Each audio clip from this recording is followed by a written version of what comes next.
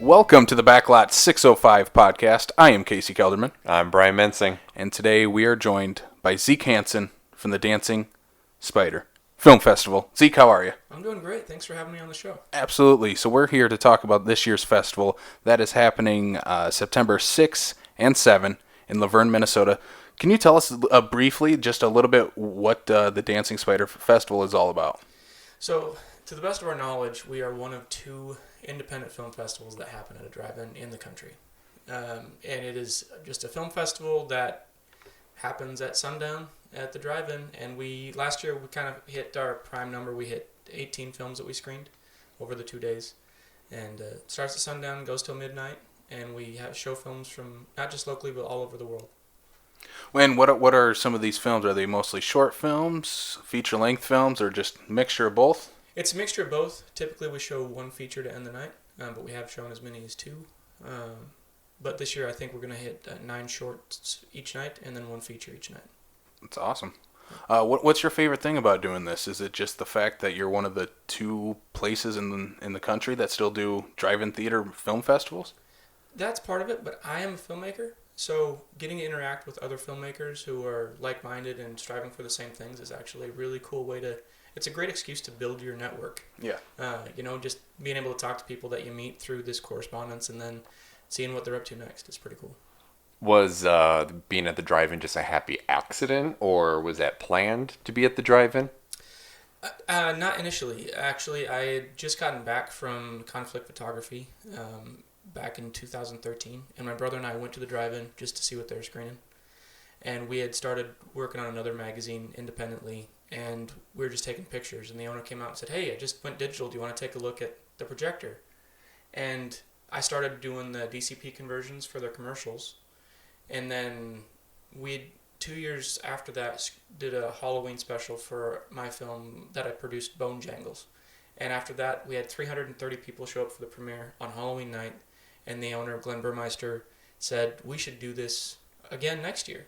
And I said, I can't have a feature ready by next year, but we can try to do something else. And so he and I brainstormed and talked to my sister who runs festivals all over the world and came up with this, we have a very stripped down opportunity where between my brother, my sister, Glenn, and myself, we can run a film festival out of Luverne at the drive-in. And that's how it started. So 4 years later, here we are. That's pretty cool. Mm-hmm. And what are some of these? Are these a lot of horror films or a mixture of genres? Or it's a full mix of genres. I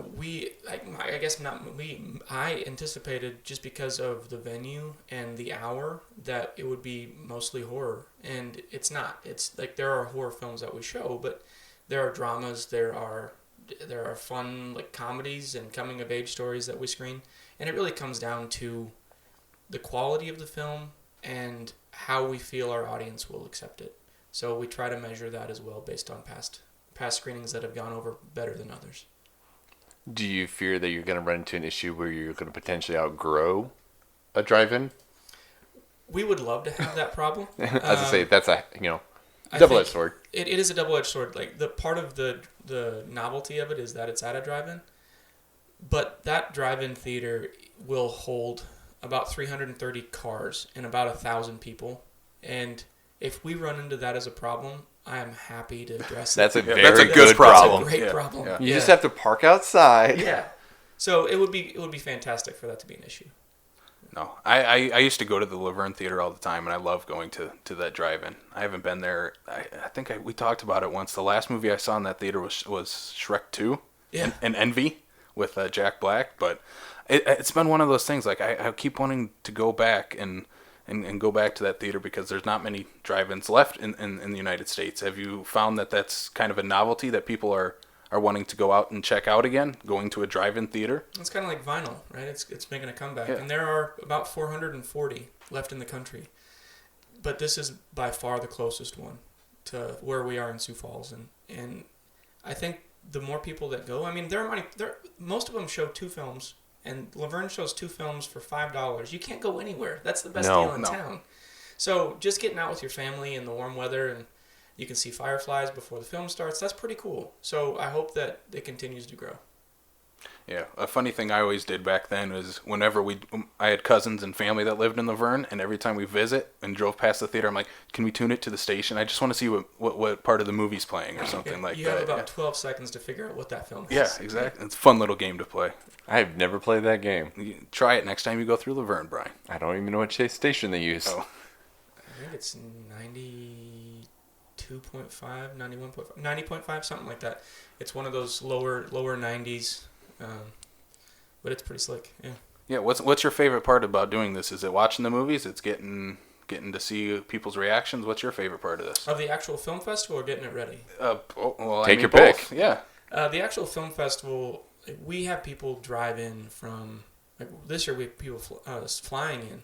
But my sister's worked in over a dozen festivals, and she's built a crew. Like last year, she ran a festival for the Vatican, and now she's flying people in from that have worked Sundance, and just helping us put this together with people who are seasoned professionals.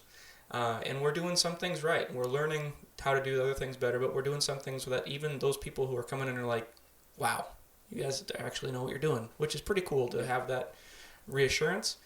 But the filmmaker panels that we're doing, it's fun to get to talk to them. It's fun to get to see. We've had more submissions this year than we've had the previous 3 years combined. Oh, wow. So it's fun to get to see what other people around the world are making, and like the student films that we're getting. Like this year we had 61 student submissions alone from all over. And just to see what kids are coming up with these days is pretty fun. So it's a good mix. Like the festival itself is pretty stressful from my end because I have to program everything too, like digitally program it. But once that's done, I get just to meet and talk to people, and that's pretty cool. Now, would you say most or all the filmmakers show up that actually screen there? Is it majority of them that'll actually show up? It's a good mix. Usually the only filmmaker... Last year we did have a filmmaker that came from New York. But typically, unless they're local or Minneapolis is about the widest range, if they're within that Minneapolis to Luverne range, they probably will come. If they're not, then it's a once in a blue moon where they actually come in for a 2-day festival. But when they do, it's pretty special. Yeah. And last year the kids were very they kind of grouped around this director that came and got to talk to her for a full hour and a half, just by the popcorn stand. It was pretty cool to see the kids excited about it. Where do you find most of your submissions coming from? Are they more local, more just anything out, any state or any continent, any country? So we have 60 from just the U.S. broadly. Most of those are from the Midwest, but we did have some coastals. Canada has 15, France has 2, China has 1, Brazil has 1, UK has 1. Oh, wow. And that's just off of one of our submission platforms. So we get a pretty broad range, and I've worked in Europe on a few films, so we get some hot spots in those areas where we actually know people who submit, but mostly U.S., North America. It's been pretty cool to see the Canadians jump in this year. So now that I remember what I was going to say is you actually kind of pointed to it here is being that you guys are still relatively new in comparison to other film festivals, like you bring up like Sundance and stuff like that. How does one who's relatively still new to the market, if you will, be able to get yourself out there to get all these submissions? Like you said, you've gotten more submissions this year alone than you did the last previous 3 years. I mean, that's pretty, for me, I think that's pretty huge for the fact you guys only been around for 4 years. It's been a very pleasant surprise, and not really a surprise, but that was something that we did actually worked, I guess, was reassuring. A lot of it is word of mouth for us. That's how we've done it all the way through, just talking to filmmakers that we know, saying, hey, I don't know where you're at in production, but here are our submission deadlines. Another part of it is just submitting like Facebook and Instagram and using those boosts that we get, and just we worked outside in this year. So we started on the coasts, and then did promotions in like Denver, Chicago, worked our way back towards Minneapolis and Sioux Falls, and then Luverne will be our last promotion, just to make sure that the public knows about it. But the filmmakers that we're getting are paying attention to that. And then we also boost some stuff on the submission platforms themselves. So we're losing Without a Box later September, but Film Freeway has been a great source for promotions for us. Nice. So. Yeah. Well, what kind of crowds do you expect for this? Are you expecting, you mentioned that you got 3 times, more submissions than the last 3 years. Are you, thinking audiences maybe will be that size too? More people clearly know about it this year. Like we have sponsors that are certainly helping out too. And we're doing like White Wall Sessions is having a couple of live streams for us. So we do expect the crowds to be bigger, but we're reluctantly optimistic as to like putting a number on that. The last couple of years we've had a little over 100. We hope that number's higher this year. And as much for just the people who are at the festival, but just for just general populace education on what a film festival is and what they can come to expect from that. Do you ever see maybe looking at even expanding it for more than just the 2 days if you guys get so many submissions you're just like, we just have to add another day? Absolutely. And that would be a great problem to have. Right now, we want to make sure that what we're showing is quality, and we want to make sure that we have an audience that wants more. But we would love to grow, and a lot of that is just going to depend on availability and weather. So yeah, definitely. The whole being outside thing. Yeah. Especially in South Dakota, Minnesota area. Yeah. A little bit. Probably snow on that weekend. Well, at least for all it's we not, know. at least it's not, November, December. No. That's true. I mean, we would love to do a true festival and have like a music collaboration because we have so much free time during the day. But we'd love to have musicians come and play as it gets dark. But we got some ground to make up before we get there. At least having White Wall, as a connection. Connection and partner is definitely a good way to start and getting that part of it going. Absolutely. And between the Last Stop Studios that White Wall's a part of and like Cafe is providing some coffee since it is a late night, it's pretty cool to see other people jump in to just contribute, which is what we're looking for. Like, we're all in it together. It's pretty fun to see. Awesome. Yeah. Well, what is one thing you would tell people listening that like they need to come because of this? You need to come because right now it is the only film festival around. There's not. I think the closest one besides this is Aberdeen or Minneapolis. Right now, this is the only festival, and you're not going to find a cheaper one. You get a day pass for $5.